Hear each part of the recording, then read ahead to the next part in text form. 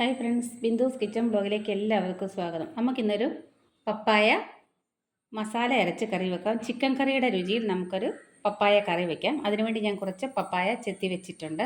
നമുക്ക് ഈ ഒരു കഷ്ണങ്ങളാക്കി ഒരു സ്ക്വയർ പീസായിട്ട് നമുക്ക് കട്ട് ചെയ്തെടുക്കാം. നമുക്കൊരു ചീനച്ചട്ടിയിലേക്ക് കുറച്ച് വെളിച്ചെണ്ണ ഒഴിച്ചു കൊടുക്കാം.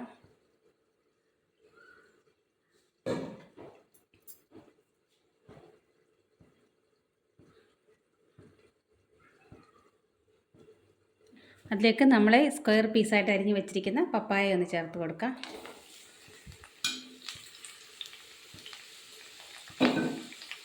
ഒന്ന് വഴറ്റിയെടുക്കാം. ഇത് നമുക്ക് നമ്മുടെ പപ്പായ ഒരു പാത്രത്തിലേക്ക് കോരിയെടുക്കാം. ബാക്കിയുള്ള വെളിച്ചെണ്ണകൾ ഇങ്ങനെ തന്നെ ഊർന്ന് പോട്ടോളും.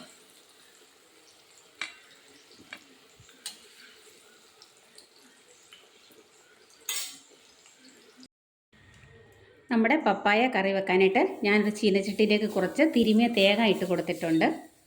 ഒന്ന് വറുത്തെടുക്കാൻ വേണ്ടിയാണ് തേങ്ങ ഒരു ബ്രൗൺ കളർ ആകുന്നത് വരെ നമുക്കൊന്ന് വറുത്തെടുക്കാം.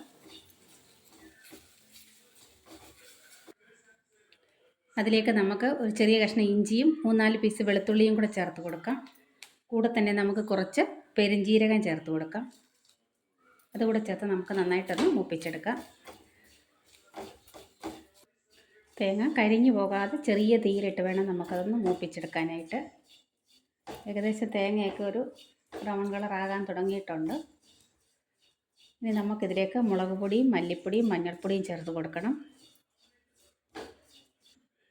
നമുക്കതിലേക്ക് 2 സ്പൂൺ മുളക് പൊടി ചേർത്ത് കൊടുക്കാം. ഞാൻ കാശ്മീരി ചില്ലി പൗഡറാണ് ചേർത്ത് കൊടുക്കുന്നത്. അതേപോലെ തന്നെ 1 ടേബിൾ സ്പൂൺ മല്ലിപ്പൊടിയും കൂടെ നമുക്ക് ചേർത്ത് കൊടുക്കാം.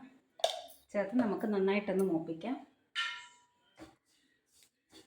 കരിഞ്ഞു പോകരുത് മസാലകൾ മൂത്ത് വന്നിട്ടുണ്ട്. നമുക്കതിലേക്ക് ശകലം മഞ്ഞൾപ്പൊടി കൂടെ ചേർത്ത് കൊടുക്കാം. അതുകൂടെ ചേർത്ത് നന്നായിട്ട് ഇളക്കി കൊടുക്കാം. ഇനി നമുക്ക് തീ ഓഫ് ചെയ്തിട്ട് ഇതൊന്ന് ആറിയിട്ട് മിക്സിയുടെ ജാറിലൊന്ന് നന്നായിട്ട് അരച്ചെടുത്തോണ്ട് വരാം. നമ്മുടെ പപ്പായ വഴറ്റിയ വെളിച്ചെണ്ണയിലേക്ക് നമുക്ക് കുറച്ച് കൊച്ചുള്ളി ചേർത്ത് കൊടുക്കാം. കീറിയിട്ടില്ല, ഞാൻ കൊച്ചുള്ളി മുഴുവനെ തന്നെ ഇട്ട് കൊടുത്തത്. നമുക്കതിലേക്ക് കുറച്ച് ഉപ്പ് ചേർത്ത് കൊടുക്കാം.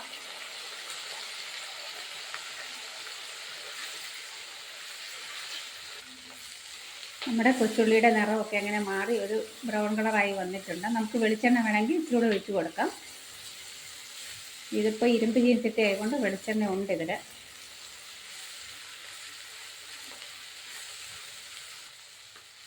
കൂടെ തന്നെ നമുക്ക് ഒരു തക്കാളി ചെറുതായിട്ട് അരിഞ്ഞതും കൂടെ ചേർത്ത് കൊടുക്കാം.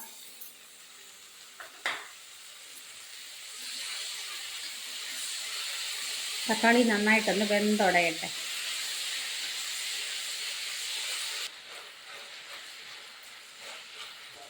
നമുക്കതിലേക്ക് കറിവേപ്പിലയും 2 പച്ചമുളകും കൂടെ ചേർത്ത് കൊടുക്കാം. നമ്മൾ എടുത്ത് വെച്ച അരപ്പ് അരച്ചിട്ടുണ്ട്, അതുകൂടെ നമുക്കിതിലേക്ക് ചേർത്ത് കൊടുക്കാം. ജാറ് കഴുകിയ വെള്ളം കൂടെ ഒഴിച്ചു കൊടുക്കാം.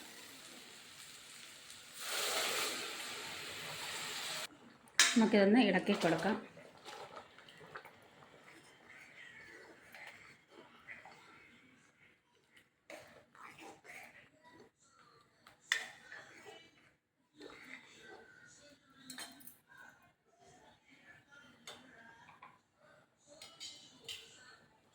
നമ്മൾക്കിനി എടുത്ത് വച്ചിരിക്കുന്ന പപ്പായ ഇതിലേക്ക് ചേർത്ത് കൊടുക്കാം.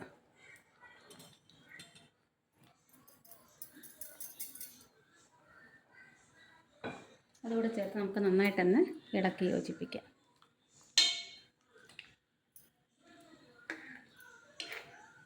ഇപ്പം തന്നെ ഇതിന് നല്ലൊരു മണമാണ്. നമ്മുടെ ഇറച്ചിക്കറിയൊക്കെ വെക്കുന്ന ഒരു മണമാണിതിന്.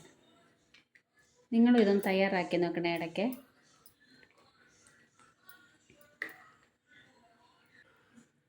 നമുക്ക് ഇതൊന്ന് വേകുന്നത് വരെ ഒന്ന് അടച്ച് വെച്ച് കൊടുക്കാം. നമ്മുടെ പപ്പായ കറി അങ്ങനെ റെഡി ആയിട്ടുണ്ട്. ഞാൻ ഇടയ്ക്കിടയ്ക്ക് ഇളക്കി കൊടുക്കുന്നുണ്ടായിരുന്നു.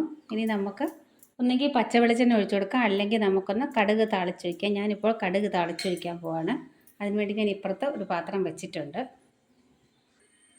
നമുക്കൊരു ശകലം മസാലയും കൂടെ ഗരം മസാലയും കൂടെ ഇതിൽ ചേർത്ത് കൊടുത്തിട്ടുണ്ട്. അതോട് ചേർത്ത് നമുക്ക് നന്നായിട്ടൊന്ന് മിക്സ് ചെയ്ത് കൊടുക്കാം. നമുക്ക് കടുക് താളിച്ചതും കൂടെ ഒഴിച്ച് കൊടുക്കാം ഇതിലേക്ക്.